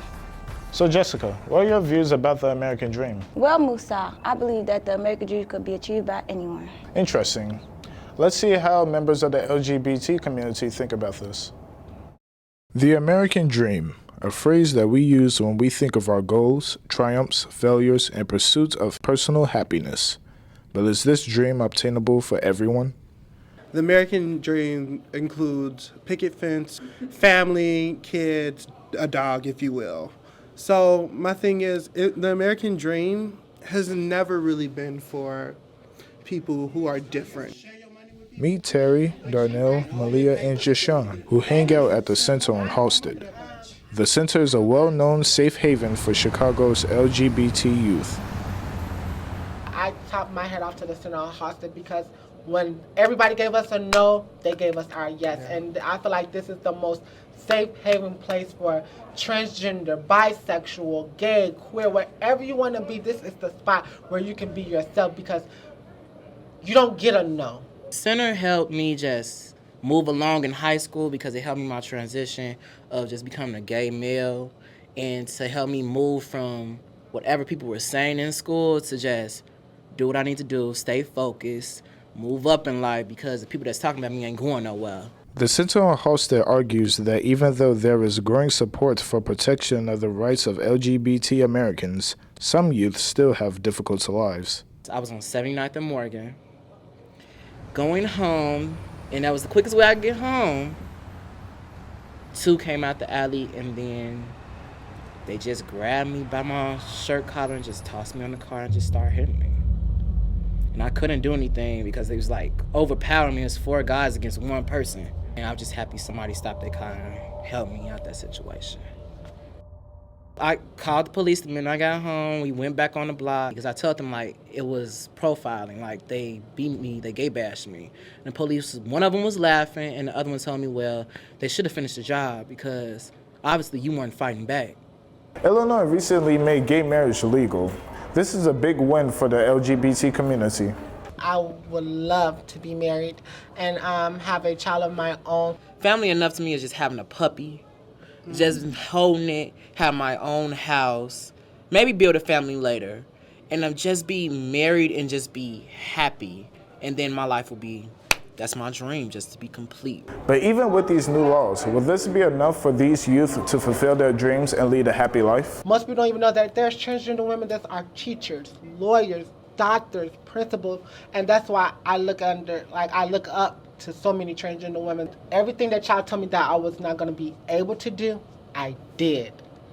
As a transgender woman of color. Not just a transgender woman, but a transgender woman of color. If they're going through what I went through, pick them up from the ground starting and teach them that no matter what your sexual preference is, you can make it.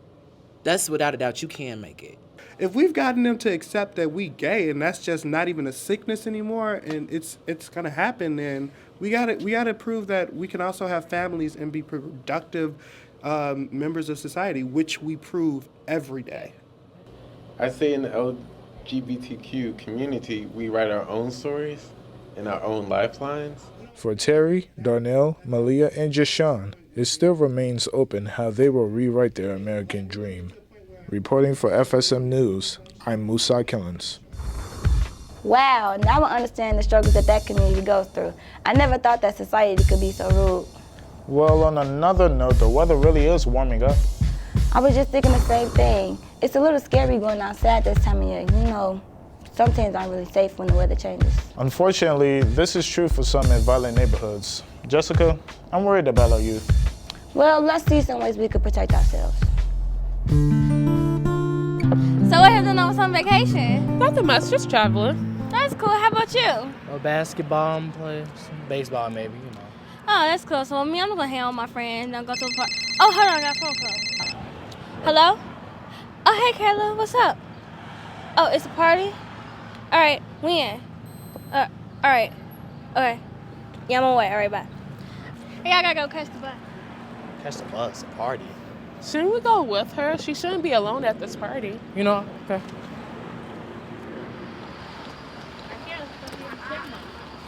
So what is this party that you're going to? Is it safe? Do you know? I'm going with my friend, so I don't really know exactly what's there, but I'm pretty sure she knows. As long as I'm with her, I think I'm okay. Are you sure you shouldn't have more people to go with you? I mean, we could always give you a ride and you can come with us, you know, just in case. You know. Well, yeah, I'm cool with that. You sure? Yeah. Oh, okay, let's go. Yeah. The seasons are warming and danger is lurking. Stay safe while going outside. She was talking. Hold on. Look at this. The squad done walked in. Hold on. You want some of this right here? Hold on. Take this. Give you this cup right here. Straight for B.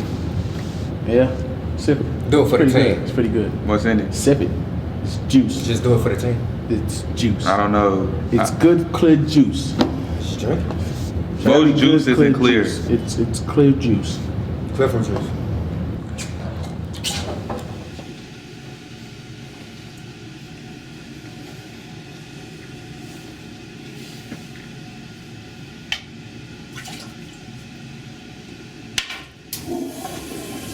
You know right from wrong, so why let society tear you down?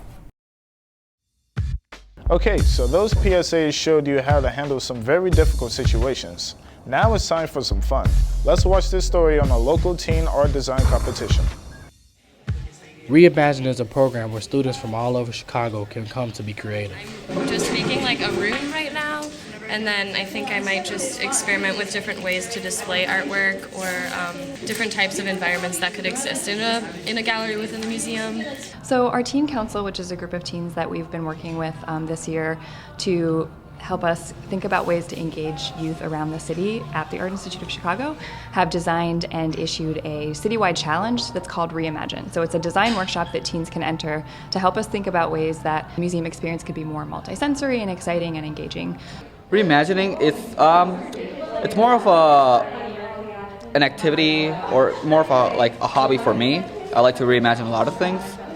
Just doodling is my thing, so I like to just reimagine how the museum would look, reimagine how my school would look. Some students have ideas that can make the museum a more interactive place to be. I guess to make it more museum friendly, I would add more iPads or more technology to it. So people can start heading into that digital world that we're trying to head towards. The students are not the only ones who can make the museum fun. Adults and staff members also contribute to the creative ideas. What would happen if you could go into the museum and be smelling things or be tasting some of the pieces? We've got one piece, the Felix Gonzalez Torres piece, that is a pile of candy, and when people love that, everybody loves that. You can go in and take a bite of it, and I think just that kind of hint of something got us thinking that there's a lot of possibilities for bringing all these senses into the museum. Participants have high hopes that their new designs will capture the youth's attention. We're gonna try to have an effective change in the culture of the arts and the youth, and try to bring our own opinions to the museum. So I thought that was a really great way to sort of shape my own city. When they come here, they think, oh, it's just the Art Institute. I want to leave the impression oh, it's the Art Institute, and I love it. Reporting from FSM News, I'm Larry Brooks Rogers. Wow, doesn't that look like fun, Musa? Most definitely. I wish I could do something like that. You know, Musa, there's a lot of things you can do in your spare time. You just have to choose wisely. I know. Thanks for the advice. You're welcome. Well, that's our show for today, but we will be back next time with more FSM News. Our show appears on CAN TV every Saturday on channels 19 and 27. I can't wait. Seriously, I really can't wait. What should we do until then? Well, now that you bring it up, viewers can also check us out on Facebook by searching FSM News. And don't forget, you can also find us on ABC7 Chicago's website in the community section. 3, 2, 1. That's a wrap.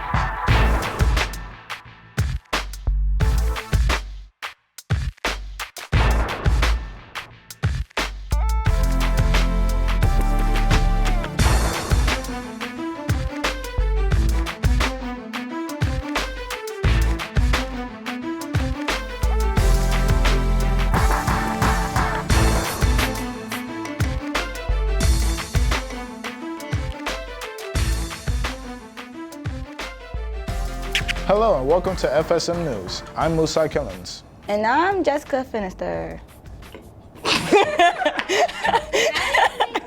It was moving slow. But you know your name. You know, Musa, there's a lot of things you could do in your spare time. You just have to choose wisely.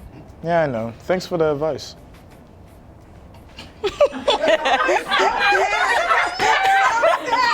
So Jessica, what are your thoughts about the American dream? Why are you laughing? Jessica, why are you dancing? We're not gonna never get past this part. It's all Hannah's fault, always making somebody do something. Musa, your throat is so tall, No, I'm so serious. Free Spirit Media cultivates diverse youth voices to transform media and society.